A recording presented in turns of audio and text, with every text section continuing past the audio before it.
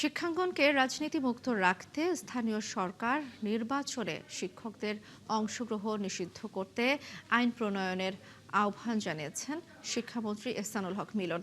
আর প্রধানমন্ত্রীর উপদেষ্টা মাহদি আমিন জানান, কারিকুলাম উন্নয়নে গুরুত্ব দিচ্ছে সরকার। জাতিসংঘ সংস্থা ইউনিসেফের এক সেমিনারে এমন মন্তব্য করেন তারা।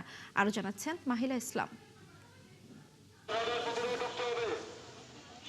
নানা সময়ে শিক্ষা কমিশন হলেও তার বাস্তবায়ন তেমন একটা নেই। একই সঙ্গে সরকার পরিবর্তনের সাথে সাথে সিলেবাসেও আসে পরিবর্তন। দায়িত্ব নেওয়ার পরপরই শিক্ষা ব্যবস্থাকে যুগোপযোগী এবং আধুনিক করতে চায় সরকার।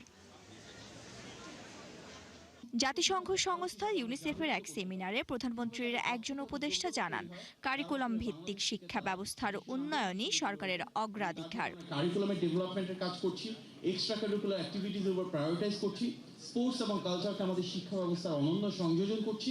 এই প্রতিটা কার্যক্রম তখনই আমরা বাস্তবায়ন করতে পারবো যখন আমাদের ভবিষ্যৎ বাংলাদেশের যে কাণ্ডারি শিক্ষার্থীরা আর তাদেরকে যারা তৈরি করেন সেই শিক্ষক অর্থাৎ শিক্ষাবিদদের তৈরি করা কারিগরদেরকে আমরা একসাথে দক্ষ, যোগ্য, সুনাগরিক হিসাবে গড়ে তুলতে পারবো। শিক্ষা প্রতিমন্ত্রী বলেন, শিক্ষায় কোনো ধরনের বড় অনিয়ম বা ভুল সরকার মেনে নেবে না। আমরা সকলে মাননীয় প্রধানমন্ত্রীর স্বপ্ন বাস্তবায়ন করার জন্য কাজ করছি, এই দেশের 20 কোটি জনগণকে সার্ভ করার জন্য কাজ করছি।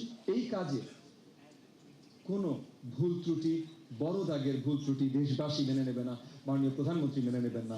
অন্যদিকে শিক্ষামন্ত্রী জানান, শিক্ষকদের রাজনীতির বাইরে রাখতে চায় সরকার। স্থানীয় সরকার নির্বাচনে 4573টি চেয়ারম্যান পজিশন, 493টি হচ্ছে আমাদের নির্বাচন, লোকাল গভর্নমেন্ট চেয়ারম্যান নির্বাচন। এই নির্বাচনে আমি দেখেছি, আমার নিজস্ব অভিজ্ঞতা, অনেক শিক্ষক সেখানে জয়েন করেন। কতজন হতে পারলো সেটা আমি বলছি না, কিন্তু তারা পার্টিসিপেট করেন এ বিগ নাম্বার। এতে ক্লাসরুমের এডুকেশনের খর্ব হয়।